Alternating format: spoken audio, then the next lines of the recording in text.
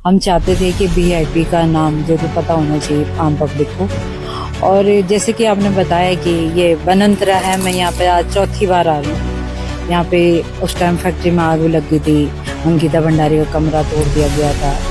तो बहुत दे भी रही है वो, जो कि आने वाले समय में बोलूँगी वो रक्षा भी करेगी उत्तराखंड के लोगों की। पिता की माताजी ने उस वीआईपी का नाम पब्लिक डोमेन में रखा है।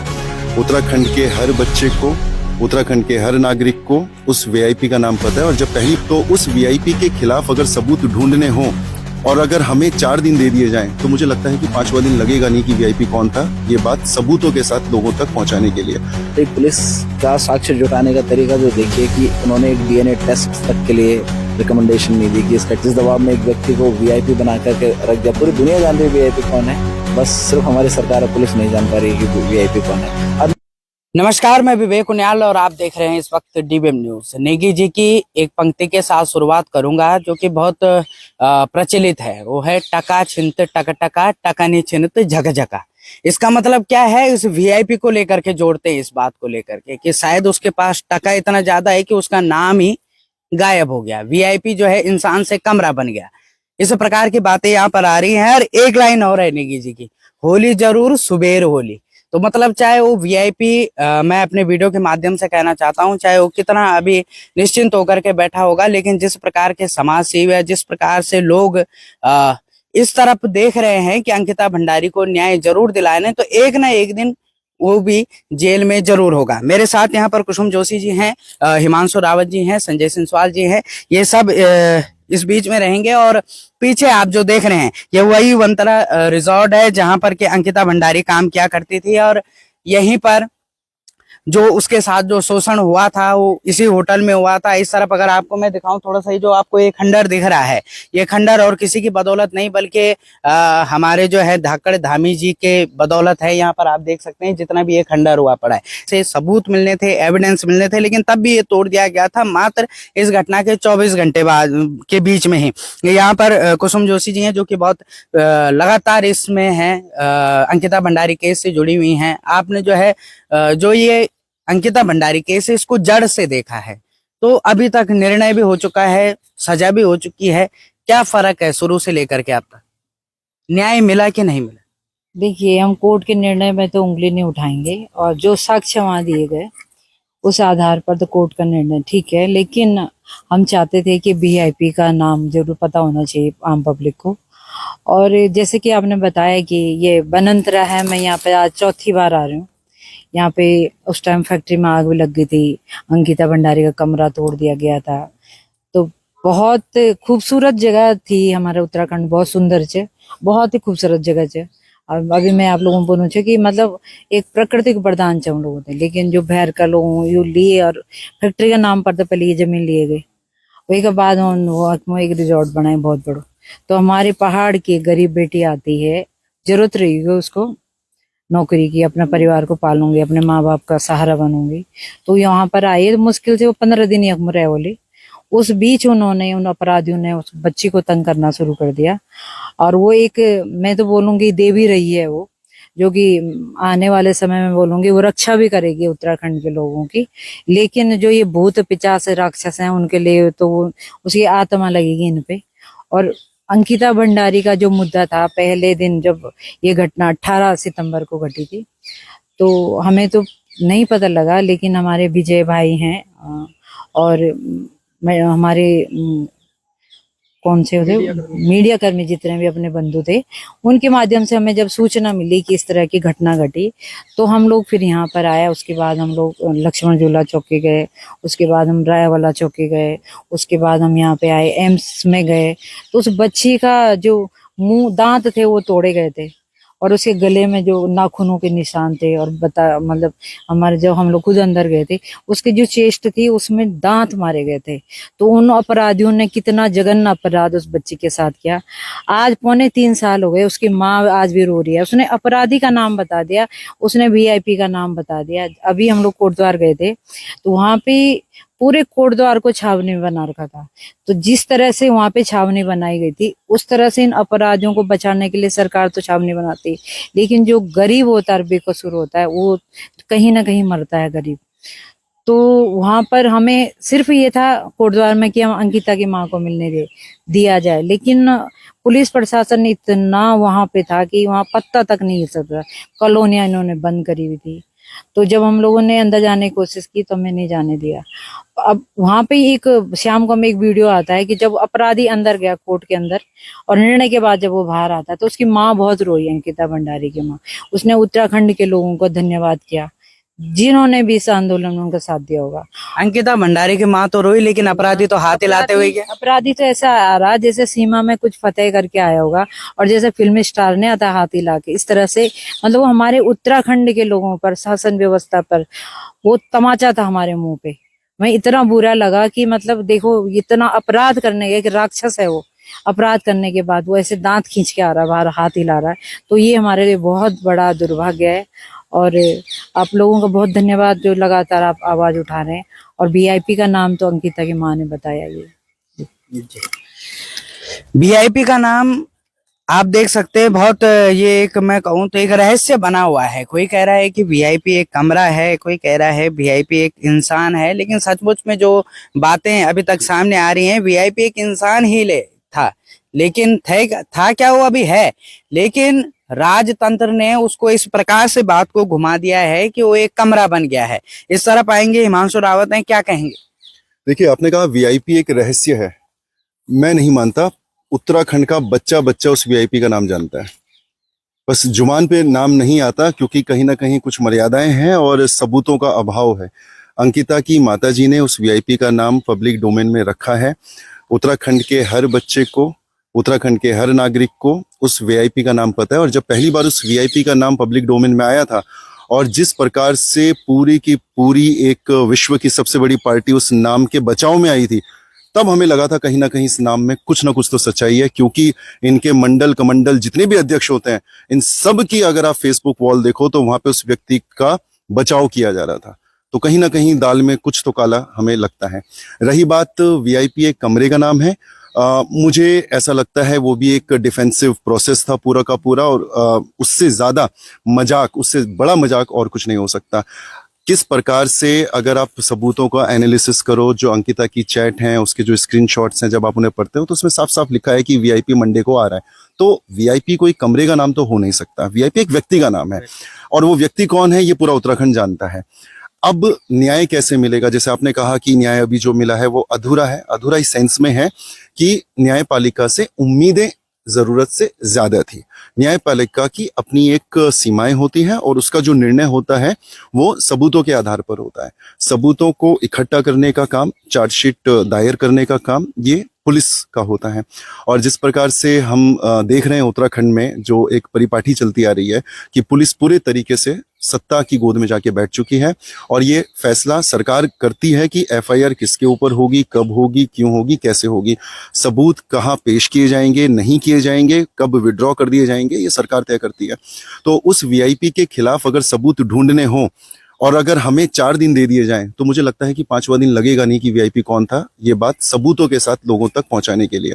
क्योंकि बहुत बड़ी बात नहीं है, आज हम जिस जमाने में रह रहे हैं, जिस तकनीकी दौर में हम लोग रह रहे हैं, वहां पर आप किस वक्त कहां पर मौजूद थे, आपने किससे बात करी, कितनी देर बात करी, क्या बात करी, ये सब निकाला जा सकता है। सिर्फ इच्छा शक्ति की आवश्यकता है। लेकिन कहीं ना कहीं हम देखें तो वो इच्छा शक्ति जो है कहीं ना कहीं हमें सरकार में नहीं दिखाई दे रही है।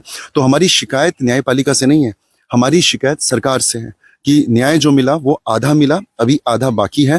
इसमें अभी वीआईपी का नाम आना बाकी है, उसका जेल जाना बाकी है। और दूसरा, जिस व्यक्ति ने, जिस बीजेपी विधायक ने सबसे पहले सबूतों को नष्ट करने का प्रयास किया, जो एविडेंस को डिस्टॉर्ट करने का प्रयास किया, उस व्यक्ति के खिलाफ कोई भी मुकदमा दायर नहीं हुआ, उस व्यक्ति को कोई भी सजा नहीं मिली। तो अभी ये 2 बड़े, मुझे ऐसा लगता है कि बहुत बड़े गुनहगार हैं जिनका बचाव अभी सरकार करती हुई दिखाई दे रही है। ये कारण तो नहीं है, क्योंकि जिन बीजेपी विधायिका की बात आप कर रहे हैं, उन्होंने भी ये कहा था कि ये धामी जी के आदेश पे हुआ है। देखिए, धामी जी के आदेश पर हुआ तो वो आदेश मौखिक थे, लिखित थे, कहीं ना कहीं उसके भी तो एविडेंस होंगे। और अगर धामी जी के आदेश पर हुआ है तो मुझे लगता है कि फिर तो जांच धामी जी की भी होनी चाहिए। फिर अभी हम कह रहे हैं कि 2 लोग और गुनहगार हैं, अब तो फिर 3 लोग और गुनहगार हो गए, तो इसकी जांच कैसे होगी? हमें बहुत अच्छे से याद है जब हमने आंदोलन किया था, क्योंकि सरकार की छवि ऐसी है कि इसके ऊपर जनता को रत्ती भर भरोसा नहीं है। तो हमारी पहली डिमांड जो थी वो सीबीआई मांग की थी क्योंकि अगर सीबीआई मांग की जाती तो कहीं ना कहीं किसने किसको क्या आदेश दिए, किसके कहने पर ये सबूतों के साथ छेड़खानी हुई, ये सब पब्लिक डोमेन में आ सकता था। और ये बात हमने मुख्यमंत्री के सामने रखी भी थी। मैंने व्यक्तिगत तौर पर, जब मैं उनसे मिला था तो मैंने व्यक्तिगत तौर पर भी ये बात रखी थी, और उन्होंने कहा था कि मैं रोज शाम को जो है केस की अपडेट ले रहा हूं। सीबीआई के पास बहुत सारे केस होते हैं, उनका कोई इमोशनल कनेक्ट नहीं होगा, मेरा इमोशनल कनेक्ट जो है अंकिता के साथ है, इस वजह से मैं इस केस में आपको जरूर न्याय दिलाऊंगा। लेकिन जैसे जैसे ये चीजें आगे बढ़ती रही तो हमें लगता है कि न्याय तो मिला लेकिन अधूरा मिला। तो सीबीआई जांच इसमें होनी चाहिए थी। तो शायद जिन लोगों के हम नाम ले रहे हैं ये लोग भी अभी भी शक के दायरे में हैं। अभी भी शक के दायरे में। हंसनसवाल जी भी हैं। हंसनसवाल जी क्या कहेंगे? आपसे अभी जब बात हो रही थी तो कह रहे कि कई सबूत, कई नाम ऐसे हैं जो कि गायब भी हैं पूरे। बिल्कुल, अगर आप इसको डे वन से इस चीज को देखें तो जिस तरह से ये पूरा घटनाक्रम रहा है, उस घटनाक्रम में आप पाएंगे कि बहुत सारी चीजों को तो केस के अंदर इन्वॉल्व ही नहीं किया गया। किस तरह पोस्टमार्टम कराया गया, पोस्टमार्टम में कौन कौन सी चीजें एग्जामिन होनी चाहिए थी जो एग्जामिन नहीं हुई, वो सारी चीजें एक बड़ा सवाल, प्रश्न चिन्ह खड़ा करती हैं। और किस तरह से रात के अंधेरे में जो है वो माँ बाप को अलग अलग करके जो है उसकी बॉडी का दाह संस्कार कर दिया गया, ये सारी चीजें बड़ा सवाल खड़ा करती हैं। पुलिस ने जब बॉडी रिकवर की है तो रिकवर करते हुए जो जांच, जब उसकी शिनाख्त करवाई गई, वो शिनाख्त तक भी एक जिसे बोलते हैं ना, उस पर संदेह के घेरे में है। आपने उस प्रोविजन रिपोर्ट को अगर आप पढ़ेंगे पोस्टमार्टम की, तो वहां पर लिखा गया है कि उसके भाई ने और उसके पिताजी ने उसकी बॉडी की जांच, उसकी बॉडी को पहचाना। मैं आपसे कहता हूं कि बॉडी का चेहरा अगर आप उसका देख लेंगे, मेरे पास फोटोग्राफ्स अवेलेबल हैं, अगर आप देख लेंगे तो आप उसे पहचान नहीं सकते हैं। वो सिर्फ कपड़ों के आधार पर पहचाना गया है, नोज पिन के आधार पर पहचाना गया, बाकी कोई और वो नहीं है। उत्तराखंड पुलिस का इतिहास रहा है, कितनी घटनाएं ऐसी हैं जहाँ पे लोगों की शिनाख्त परिवारजनों ने कर दी है, उस दुख से भरे हुए मन के साथ कर दी है, और बाद में पता चला है कि जो बॉडी परिवारजनों ने पहचानी वो बॉडी एक्चुअली उसकी थी ही नहीं। पिताजी वहां पे अवेलेबल थे, भाई वहां पे अवेलेबल थे। हमारी पुलिस का साक्ष्य जुटाने का तरीका जो देखिए कि उन्होंने एक डीएनए टेस्ट तक के लिए रिकमेंडेशन नहीं दी कि इसका डीएनए टेस्ट करा लिया जाए। एक छोटा सा ब्लड सैंपल लेकर के इसे किया जा सकता था, लेकिन नहीं किया गया। बहुत सारे ऐसे सवाल हैं जो आपको अमूमन, जिसे हम बेयर आइज कहते हैं, नंगी आंखों से भी अगर आप देखेंगे तो आप पाएंगे कि यहाँ पे साक्ष्यों को कमजोर करने की, केस को कमजोर करने की, साक्ष्यों को न इकट्ठा करने की पूरी एक साजिश इसमें दिखती है। और उत्तराखंड पुलिस इसकी पूर्णतया जिम्मेदार है, क्योंकि मुझे नहीं लगता है कि जो ट्रेनिंग हमारे अफसर्स को मिलती है या जो जिस तरह से वो ट्रेन होते हैं, अगर वो अपनी इच्छा शक्ति के साथ काम करते तो शायद इसमें एक भी चूक हो जाती। लेकिन अब बात उठता है कि दबाव जो है, जिस दबाव में पूरा ये काम किया गया, वो दबाव किसका था? जिस दबाव में बिल्डिंग तोड़ी गई, वो दबाव किसका था? जिस दबाव में एक व्यक्ति को वीआईपी बना करके रख दिया, पूरी दुनिया जान रही है वीआईपी कौन है, बस सिर्फ हमारी सरकार और पुलिस नहीं जान पा रही है कि वीआईपी कौन है, और ना ये पूछने की जहमत उठा पा रही है। क्या शक के आधार पर किसी एक पर्टिकुलर व्यक्ति से पूछताछ नहीं की जा सकती? की जा सकती है, आपसे हो सकती है, मुझसे हो सकती है, लेकिन उस आदमी से अभी तक पूछताछ नहीं हुई।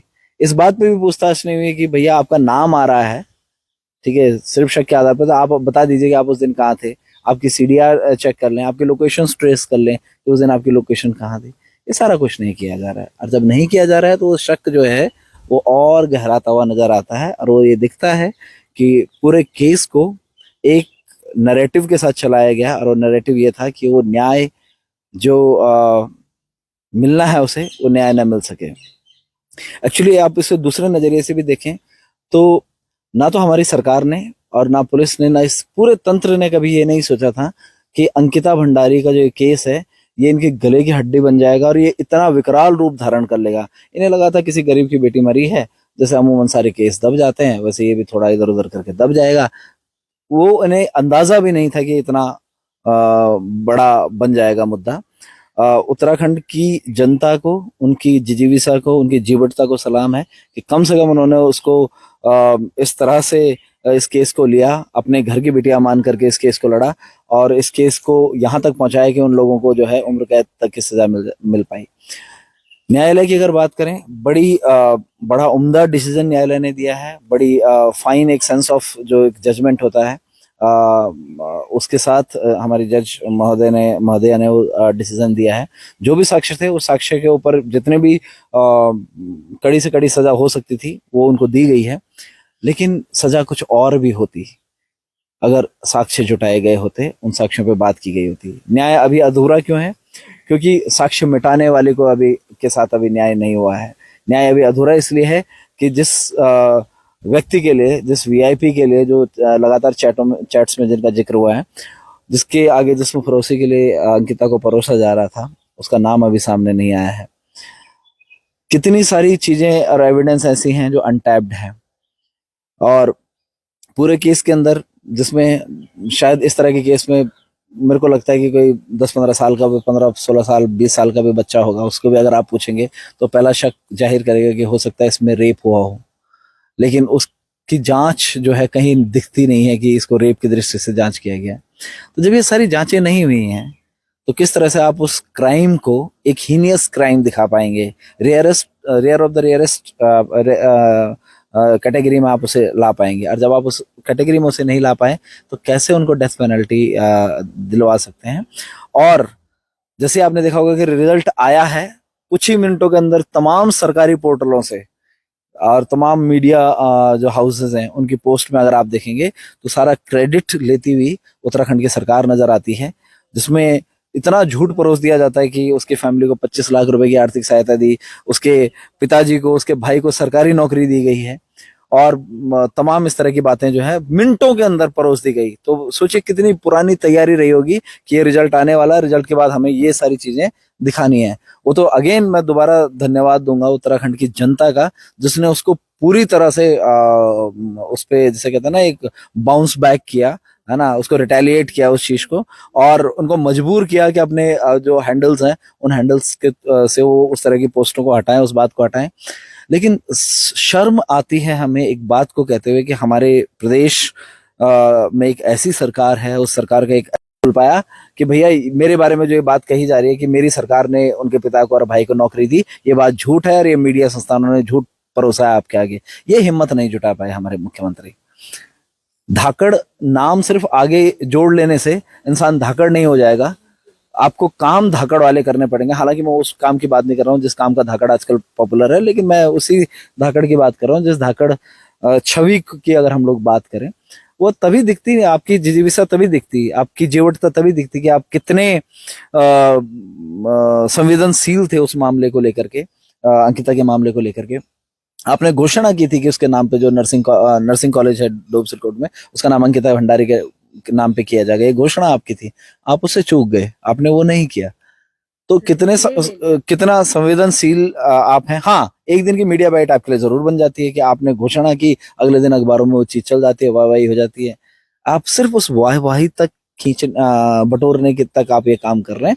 आपका मुख्यमंत्री जी, आपका कोई उद्देश्य नहीं था कि आप अंकिता को न्याय दिलाते, और वो आपकी टीम ने, आपकी सरकार ने, आपकी पुलिस ने उस पर पूरी शिद्दत के साथ काम किया। और आज हम यहाँ खड़े हैं कि हम न्याय मिलने के बावजूद भी, न्यायपालिका के इतने बेहतरीन काम के बावजूद भी, हमारे वकीलों की इतनी बेहतरीन पैरवी के बावजूद भी, आज हम सिर्फ उसे उम्र कैद तक पहुंचा पाए, और उसे जो डेथ पेनल्टी प्रोबेबिलिटी थी जिस चीज की कि उसके अंजाम तक पहुंचाया जा सकता, वहां तक नहीं पहुंचा पाए। इसके पूर्णतः जिम्मेदार हमारी उत्तराखंड पुलिस है, पूर्णतः जिम्मेदार हमारी सरकार है।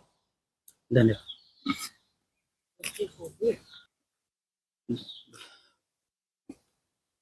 साक्ष्यों की अगर हम लोग बात करें थे, पुलिस साक्ष्य नहीं बटोर पाई, लेकिन अब बहुत सारी चीजों की कमियां दिखाई जाती हैं कि भाई हमारे पास संसाधनों की कमी, हमारे पास इस चीज की कमी है, उस चीज की कमी है। अभी हिमांशु भाई ने भी कहा कि अगर सिर्फ फ्री हैंड दिया जाए और फ्रीलांसर्स को फ्री हैंड दे दिया जाए तो वीआईपी कौन था 5वें दिन पता चल जाएगा आपको कि वीआईपी कौन था, है ना। व्यवस्था, भाई अगर आप पीछे हमारी बिल्डिंग देख रहे हैं, जर्जर बिल्डिंग हो चुकी है, जर्जर आपने करी है, आपकी सरकार ने, आपके विधायक ने जर्जर करी है। इसकी सिक्योरिटी के लिए अभी इतना पुलिस बल यहाँ तैनात है। अगर आप पीछे जाएंगे तो आपको दिखेगा कि पूरा उनके खाने का, मेस का, ये सारा साधन यहाँ पे जुटाया गया है। भैया हमारा पैसा खर्च हो रहा है, और किस चीज के लिए हमारा पैसा खर्च हो रहा है? एक ऐसे अपराधी के घर को सुरक्षित रखने के लिए कि जिसमें से, अब तो साक्ष्य उठा लिया ना, तो अब क्या जरूरत है वहां सिक्योरिटी लगाने की, लेकिन फिर भी उसको सिक्योरिटी दी गई है। तो इतनी सिक्योरिटी अगर महिलाओं की सुरक्षा के लिए लगाई जाती है, इस प्रदेश में महिला उनके खिलाफ होने वाले अत्याचार को इतने सीरियसली लिया जाता है तो शायद ये अत्याचार नहीं हो पाते। कल ही का वाकया आप देख लीजिए, किस तरह से सड़कों पर उत्तराखंड की महिलाओं को घसीटा गया। और मैं तो कह देना चाहता हूँ इस बात को, हमारी महिलाएं अपनी ताकतें भूल गई हैं। अदरवाइज किसी की हिम्मत नहीं थी कि उन्हें उनके कपड़े फाड़ना तो दूर, उनको लाठियां बांधना तो दूर, उनकी तरफ आंख उठा करके भी देख ले। ये वो चंडी के अवतार हैं जो नरमुंडों का ढेर लगा देती अपने पर आती। तो हमारा इतिहास रहा है कि हमने खून से घराट चलाए हैं, तो हम उस इतिहास की उस कौम के लोग हैं। लेकिन आज हमारी मजबूरियां हैं, हमारी बाध्यताएं हैं कि हमने कुछ लोगों को सर पे बिठा लिया है और अब वो लोग जो हैं हमारी ही कौम के साथ, हमारे ही लोगों के साथ, हमारे पहाड़ की महिलाओं के साथ इस तरह का जो अशोभनीय व्यवहार है वो हो रहा है। और ये हिम्मतें बढ़ क्यों रही हैं इनकी ये व्यवहार करने की? इसीलिए बढ़ रही है, इन्हें पता है कि सिस्टम हमारे पास है, जांच हमारे अनुसार होनी है, रिजल्ट हमारे अनुसार आना है।